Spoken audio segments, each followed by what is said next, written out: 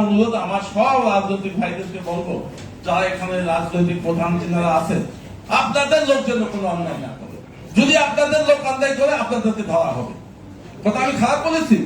আজকে আমি যদি আমার ইসলামী আন্দোলনের সব কিছু আমি নিয়ন্ত্রণ করতে পারি, জামাতে ইসলামী ভাইরা আছে ওনাদেরটা নিয়ন্ত্রণ করতে পারে, বিএনপি যদি বিএনপি করতে পারে, অন্য যারা পার্টিরা আছে তাদের লোকদের এই মানুষটা এইগুলাই, তা বাদে যারা সন্ত্রাসী আছে তার আপনারা দেখবেন একেবারে ক্লিয়ার ছিল এবং এখন পর্যন্ত তার সেই মোটিভটা একেবারে মূল জায়গা থেকে একই জায়গায় আছে। এমন কোনো মানুষকে যদি আমরা খুঁজে বের করতে পারি, মনে হয় আমরা তার কাছ থেকে ভালো কিছু করতে পারবো। আরেকটা ব্যাপার, আমার কুষ্টিয়াতে আমি যদিও ক্যাম্পাসে ছিলাম, কিন্তু আমি শুনতে পেয়েছি যে এখানে আমাদের বাস টার্মিনাল সম্ভবত 2 দিন বাস চলাচল বন্ধ ছিল। এই বাস চলাচল বন্ধ থাকার কারণ কি আমি যখন জানতে চেয়েছি, তখন আমি জানতে পেরেছি যে আগে যখন একটা মানে 16 বছরের যে ফেসিস্ট রিজর্ভ ছিল, তারা যেভাবে চাঁদা উত্তোলন করত, তাদের পতনের পর অন্য কোন একটা বি টিম, আমি জানি না তারা কারা, বি টিম একই কায়দায় শুধুমাত্র হাত পরিবর্তন করে একই কায়দায় চাঁদা উত্তোলন করছে, যার কারণে পরিবহন শ্রমিকরা ধর্মঘট ডেকেছে। এই যে বিষয়গুলো, এখন আমরা জানি যে আমাদের প্রশাসনের কিছু অংশ কিছুটা ইনঅ্যাক্টিভ, তার কারণে আমাদের যৌথ বাহিনীটা আছে এটা কাজ করছে। এখন আমরা এই যে বিষয়গুলো আছে যেগুলোর কারণে বারবার আমাদের জেলাতে বিভিন্ন ধরনের সমস্যার সৃষ্টি হচ্ছে, এগুলো যদি সলভ করতে চাই, তাহলে আমাদের যে ইনঅ্যাক্টিভ প্রশাসনের অংশটা আছে সেটাকে আসলে কত দ্রুততার সঙ্গে আমরা অ্যাক্টিভ করতে পারি বা তার বিকল্প উপায় কি হতে পারে, এটা আমাদের চিন্তা করার সময় হয়েছে কিনা, আসলে এটা আমি একটু মানুষ পরিবেশনার মানুষ ছবি এই প্রোগ্রামটা যেদিন হচ্ছিল, এই লাইভটা কুষ্টিয়া নামে যেদিন হয় 2017 সালে, সেই অনুষ্ঠানে আমি সেদিন উপস্থিত ছিলাম। এবং কুষ্টিয়ার মেয়ে হিসেবে আমি বিশ্বাস করি যে লালনের বাজারে যদি একটা আচর পড়ে, এটা কুষ্টিয়ার গায়ে কলঙ্ক। কুষ্টিয়াতে অনেক মাজার রয়েছে, অনেক মন্দির রয়েছে, অনেক মসজিদ রয়েছে। আমি যতদূর জানি কুষ্টিয়াতে এই জায়গাগুলোতে এখনো কিছু হয়নি। আমি আপনাদের কাছে করজোড়ে অনুরোধ করতে চাই, এই জায়গাগুলোর 100% নিরাপত্তা নিশ্চিত করুন। হ্যাঁ, এবং এর সঙ্গে এখানকার হেরিটেজ যেগুলো রয়েছে, রবীন্দ্র কুঠিবাড়ি, টেগর লজ এবং আলাদা জায়গাগুলো, সামনের অক্টোবর মাসে লালনের মাজারে লালনের একটা বড় উৎসব হয়, 3 দিন ব্যাপী হবে আমি যতদূর জানি। আপনারা 100% নিরাপত্তা সেখানে নিশ্চিত করবেন, কারণ যদি কিছু হয় শুধু কিছু ইট পাথর এবং অনুষ্ঠান পণ্য হবে তাই নয়, অনেক মানুষ হতাহতের সম্ভাবনা থেকে যায়। এটা আমার অনুরোধ। দলীয় ব্যানারে চাঁদাবাজি করা হচ্ছে, আমি যতদূর জানি এখানে অনেক দলীয় ব্যক্তিবর্গ উপস্থিত রয়েছেন, রাজনৈতিক ব্যক্তিবর্গ সম্মানীয় অনেক প্রাজ্ঞ রাজনীতিবিদ এখানে উপস্থিত রয়েছেন। আমি আপনাদের কাছে অনুরোধ করতে চাই এবং পুলিশের মধ্যে যথেষ্ট মনোবলের দুর্বলতা আছে, আস্থার বিভিন্ন সংকট আছে। আপনারা যদি চান তাহলে আপনারা কিন্তু ছাত্র প্রতিনিধিদেরকে নিয়ে আপনার একেবারে জেলা পুলিশ লাইনের কনস্টেবল যারা আছে তাদের সঙ্গে কিন্তু আপনি মত বিনিময় করতে পারেন, বিভিন্ন ধরনের সাংস্কৃতিক ক্রীড়া প্রতিযোগিতা আপনি করাতে পারেন, যে পুলিশ বাহিনী বনাম হচ্ছে গিয়ে ছাত্র প্রতিনিধিবৃন্দ।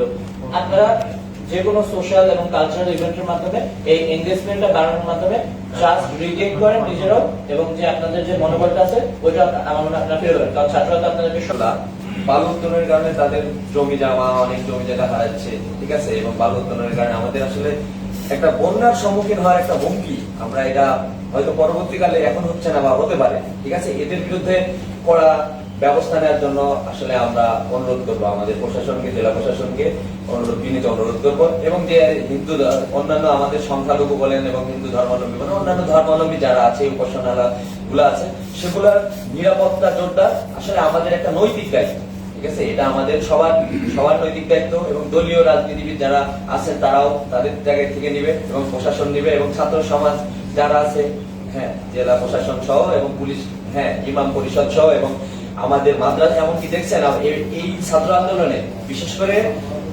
মাদ্রাসার ছাত্ররাও মন্দির পাহারা দিয়েছে। অতএব আমরা আমাদের বাংলাদেশ একটা অসাম্প্রদায়িক বাংলাদেশ, যেখানে সবাই আমরা মিলেমিশে বসবাস করব, শান্তির সাথে বসবাস করব, যেখানে কোনো ভেদাভেদ নাই, আমরা একটা শান্তি পার্টি মানে মোটামুটি চাঁদাবাজির যে ব্যাপারটি যে সবার কথাই চলে এসেছে, আমাদের ঢাকার সমন্বয় একটা অত্যন্ত সুন্দরভাবে বলেছে। কিন্তু আমাদের ইসলাম বিশ্ববিদ্যালয় কুষ্টিয়া এবং ঝিনাইদহ সীমান্তবর্তী এলাকায় দুই সীমান্তবর্তী এলাকায় অবস্থিত হওয়ার জন্য আমরা একটি সমস্যার সম্মুখীন ইদানিং হচ্ছে আর কি। আপনার 5 তারিখের যে ছাত্র জনতার সফল অবস্থানের ফলে তার পরবর্তী সময়ে আমরা আপনারা জানেন যে কুষ্টিয়া থেকে বিশেষ করে শেখপাড়া ঝিনাইদহ অবধি সিএনজি চলে। তো সিএনজির ক্ষেত্রে একটা ব্যাপক আবার নৈরাজ্য তৈরি হয়েছে। নৈরাজ্যটা এই জায়গাতে যে আগে থেকে নাকি আপনার বিগত যে ফ্যাসিস্ট একটা সরকার ব্যবস্থা ছিল, সেই সরকারের আমলে কিছু কিছু সিএনজি নাকি রেজিস্ট্রেশন করা হয়েছিল। তার আসলে 5 তারিখের পরবর্তী 5 তারিখ থেকে আমরা দেখছি যেটা বিভিন্ন সমন্বয়কদের কথায় উঠে এসেছে, 5 তারিখে শেখ হাসিনা পালানোর, স্বৈরাচার শাসক পালানোর সাথে সাথে আমি নিজেও যখন কিছু রোগী নিয়ে হাসপাতালে বিকেল সন্ধ্যা পর্যন্ত ফোন আসছিল, আমাদের বিভিন্ন দায়িত্বশীল যারা আন্দোলন করেছে তাদের বাড়ি ঘর পর্যন্ত ভাঙচুর, তাদের দোকানপাট জ্বালিয়ে দেওয়া, বিভিন্ন লুটপাট, এগুলোর বিষয়ে বারবার ফোন আসছিল। অর্থাৎ ছাত্ররা ওই সময় আহত, ক্লান্ত, হাসপাতালে একটি মহল ওই সময় চাঁদাবাজে লিপ্ত ছিল। এটা 5 তারিখ থেকে এখন পর্যন্ত অদ্যাবধি চলমান একটা চিত্র। সবচেয়ে ভয়াবহ অবস্থা, এখন এমন একটা পরিস্থিতির দ্বারপ্রান্তে আমরা, সাধারণ জনগণ এখন আর নিরাপত্তাহীনতায় ভুগছে। সাধারণ জনগণ, আজকে সকালে একটা ফোন আসছিল এই আমলা ইউনিয়নে দীর্ঘ 15 থেকে 20 বছর মামলা চালায় এক পর্যায়ে এই আওয়ামী লীগের দখলদারিত্ব থেকে তারা কোন রকম তাদের জমিটুকু বুঝে পেয়েছে। এরপরে তারা অবস্থা করতে পারে নাই, কিছুদিন বাস করার পরে এই যে এখন আবার আরেকটা গ্রুপ হুমকি দিয়ে মোটামুটি পার করার চেষ্টা করছে। এরকম অহরহ ঘটনা ঘটছে, এমন কোন দিন নাই যে দিনে, সকালে, বিকেলে, রাতে ফোন আসছে না। এখানে অনেকেই অনেক গ্রুপের কথা উল্লেখ করেছেন। আসলে এই কাজটা হচ্ছে এখন বর্তমানে আওয়ামী লীগ চলে যাওয়ার পরে যে সংখ্যাগরিষ্ঠ যে দল রয়েছে, এই দলের পরিচয় বহন করে অনেকেই এই কাজগুলো করতেছে। গতকাল এসপি মহোদয়ের সাথে সাক্ষাৎ করার পরে কাজ করে বিভিন্ন সময় আমরা বিগত দিন দেখেছি। সমন্বয়কদের কেন্দ্রীয় গ্রুপই, কেন্দ্রীয় কমিটি এটা নিষ্পত্তি করতে পারবে। তারা যদি খুব দ্রুত প্রত্যেকটা জেলায়, সেটা সমন্বয়ক নামে হোক আর অন্য কোনো নতুন নাম আসলে সেটা বেটার হয়, মনে হয় সমন্বয়ক বাদে অন্য কোনো নাম আসলে মনে হয় বেটার হয়। তারা প্রত্যেকটা জেলায় যদি প্রেস বিজ্ঞপ্তির মাধ্যমে জানিয়ে দেয়, তাহলে আমার মনে হয় এই যে চাঁদাবাজ যারা মানে এখন সমন্বয়কের ব্যানার নিয়ে যারা চেষ্টা করছে, এরাও আশা করি যে কি হবে।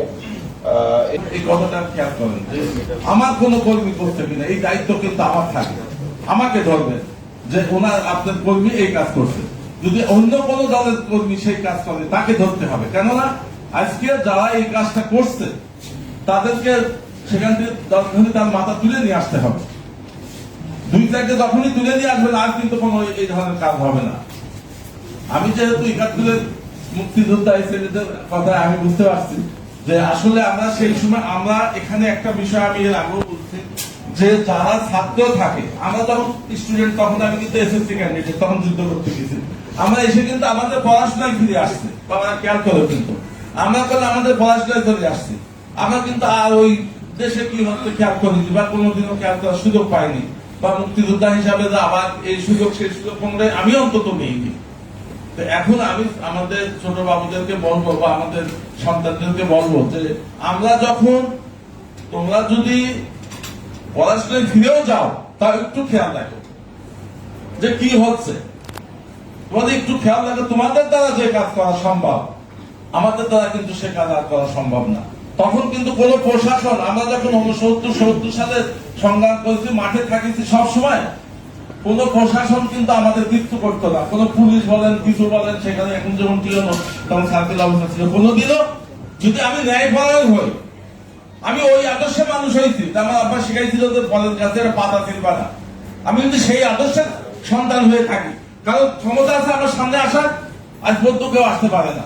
এই জন্য আমি আপনাদেরকে কথা না বলাই একটা অনুরোধ আমার সব রাজনৈতিক ভাইদেরকে বলবো, যারা এখানে রাজনৈতিক প্রধান যারা আছেন, আপনাদের লোক যেন কোনো অন্যায় না করে।